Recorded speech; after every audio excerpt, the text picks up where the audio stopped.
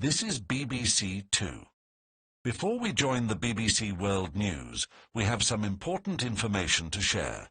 We regret to inform you that the ongoing arrival of snow across the country means that bringing programmes across the BBC will take significantly longer.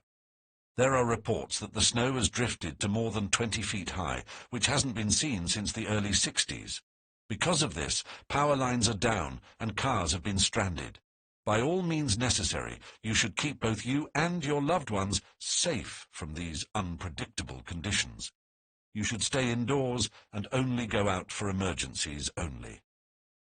The Met Office has confirmed a red warning of snow, and all flights to London have either been cancelled or delayed for safety reasons. Please tune in to the BBC News channel for further updates on the situation, or head to the BBC website for details. BBC iPlayer is proud to announce its latest technological revolution, watching TV on your telly. That is the most ridiculous business idea I've ever heard. I mean, you can watch iPlayer on your telly. How? Either through your set-top box, a smart TV, or a games console. Why? Sometimes telly needs to be watched together. Try BBC iPlayer on your telly.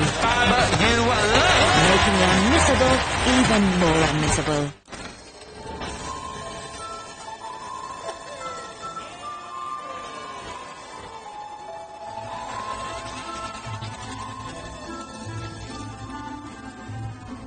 The Daily Politics is here in half an hour, but first on BBC Two, it's time to take a look at the news from around the world with the BBC World News.